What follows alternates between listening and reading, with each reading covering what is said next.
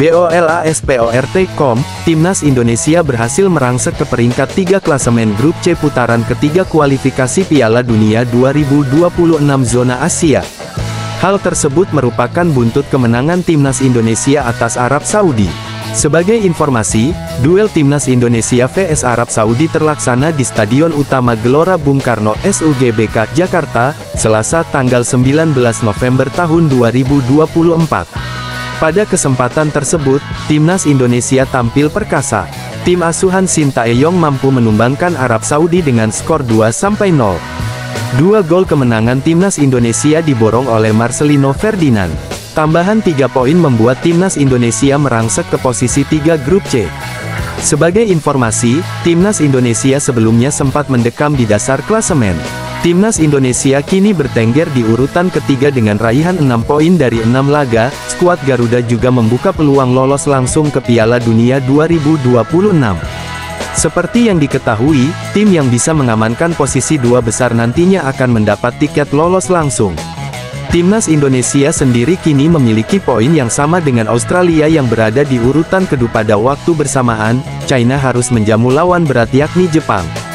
Duel ini terlaksana di Stadion Egret Xiamen, China, Selasa tanggal 19 November tahun 2024. Tanpa kesulitan, Jepang berhasil meraih kemenangan atas sang tuan rumah.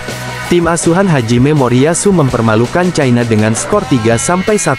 Samurai Biru memuncaki klasemen grup C dengan raihan 16 poin dari 6 laga. Poin tersebut terpaut 10 angka dari Australia yang berada di urutan kedua. Di sisi lain, China harus turun ke peringkat 5 dengan raihan 6 poin. China kini terancam turun ke dasar klasemen bila Bahrain mampu mengalahkan Australia pada Rabu tanggal 20 November tahun 2024 dini hari. Pelatih Jepang, Hajime Moriyasu, mengaku takjub dengan perkembangan kekuatan Timnas Indonesia. Menurut Hajime Moriyasu, Timnas Indonesia saat ini lebih kuat.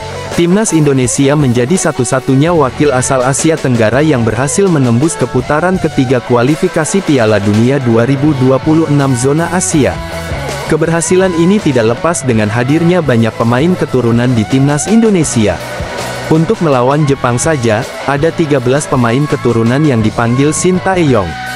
Mereka adalah Maarten Paes, Jay Izes, Justin Hubner, Jordi Amat, Kevin Dix, Sain Patinama, Sandy Walsh, Nathan Chuaon, Ivar Jenner, Kelvin Verdong, Tom Haye, Ragnar Oratmangun, Eliano Reijenders, dan Rafael Struijk.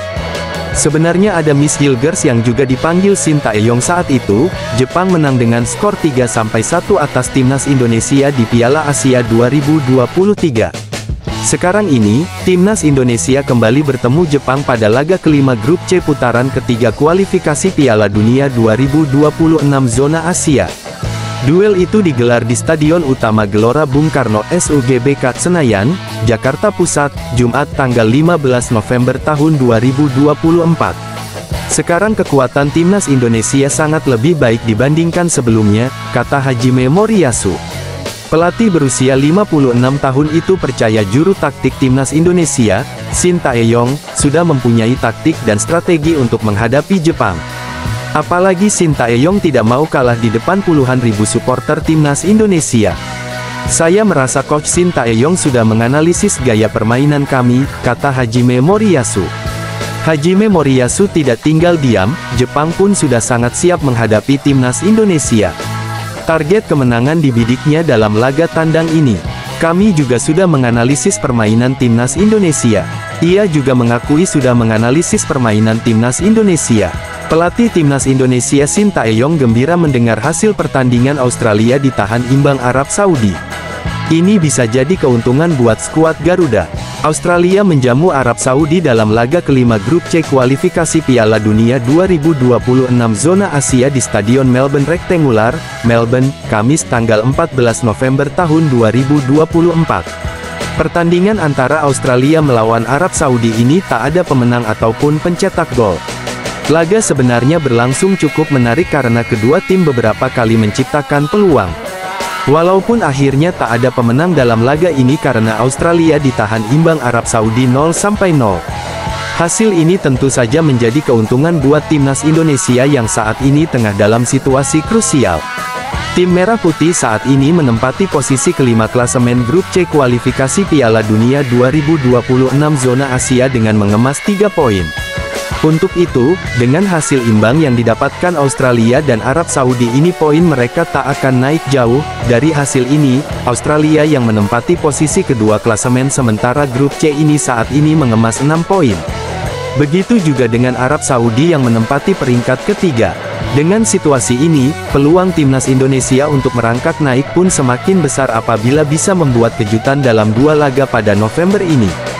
Skuad Garuda dijadwalkan akan menjamu Jepang dalam laga kelima grup C di Stadion Utama Gelora Bung Karno SUGBK Senayan, Jakarta, Jumat tanggal 15 November tahun 2024. Jelang menghadapi tim berjulukan Samurai Biru tersebut, Shin Tae-yong pun mengaku gembira melihatnya. Pasalnya, dengan hasil itu, penentuan tim yang layak finish di posisi 4 besar masih terbuka lebar. Pelatih asal Korea Selatan tersebut bahkan menyebut grup C tak akan bisa diprediksi hingga akhir. Dengan pertandingan Australia dan Arab Saudi yang berakhir imbang 0-0, jadinya situasi grup C ini tidak akan bisa diprediksi sampai akhir, ujar Shin Tae-yong kepada awak media termasuk Bolasport.com dalam konferensi pers jelang lawan Jepang, di SUGBK, Senayan, Jakarta, Kamis tanggal 14 November tahun 2024. Menurutnya, peluang tim Merah Putih juga semakin besar karena hampir semua tim yang ada di grup C poinnya tak berbeda jauh kecuali Jepang. Hal ini karena Jepang belum pernah terkalahkan, sehingga mereka mengemas 10 poin. Poin di grup C memang tak berbeda jauh karena Arab Saudi dan Australia memiliki poin yang sama. Sementara itu, Bahrain saat ini menempati posisi keempat klasemen grup C dengan mengemas 5 poin, sedangkan China memiliki poin yang sama dengan skuad Garuda 3 poin. Karena belum ada tim selain Jepang yang menunjukkan hasil baik sejauh ini, kata Shin Tae-yong. Timnas Indonesia akan melawan Jepang pada laga kelima grup C putaran ketiga kualifikasi Piala Dunia 2026 zona Asia. Pertandingan itu akan digelar di Stadion Utama Gelora Bung Karno SUGBK Senayan, Jakarta Pusat, Jumat tanggal 15 November tahun 2024. Laga Timnas Indonesia melawan Jepang akan digelar pada pukul 19 waktu Indonesia Barat. Jelang pertandingan itu, pelatih Jepang, Hajime Moriyasu, angkat bicara. Kata Hajime Moriyasu, laga melawan Timnas Indonesia tidak akan mudah. Sebab, kekuatan Timnas Indonesia saat ini sudah meningkat. Selain itu, pelatih berusia 56 tahun tersebut memprediksi Timnas Indonesia akan bermain bertahan melawan Jepang. Hal ini karena kualitas Jepang di atas Timnas Indonesia. Bermain dengan cara bertahan sebenarnya sudah dilakukan Timnas Indonesia saat melawan negara-negara yang posisinya di atas seperti Arab Saudi dan Australia. Dengan taktik itu, Timnas Indonesia berhasil mendapatkan poin lantaran bermain imbang. Pemain Timnas Indonesia mungkin akan bermain dengan sangat bertahan, kata Hajime Moriyasu kepada awak media termasuk Bolasport.com. Oleh karena itu, Hajime Moriyasu harus memutar otak agar bisa menembus pertahanan Timnas Indonesia. Baca juga, 3 pemain kunci Timnas Indonesia untuk curi poin dari Jepang, waktunya keluarkan senjata rahasia. Apalagi Timnas Indonesia mempunyai banyak pemain keturunan di lini belakang. Sebut saja Jay Izes, Jordi Amat, Justin Hubner, Kevin Dix, Nathan Chuaon, dan Kelvin Verdong. Belum lagi ada Rizky Ridho dan Muhammad Ferrari.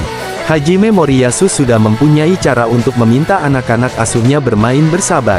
Ia juga menginginkan Wataru Endo DKK bisa memanfaatkan peluang sebaik mungkin. Kami harus bermain dengan sangat agresif. Itu salah satu opsi yang kami punya, kata Hajime Moriyasu.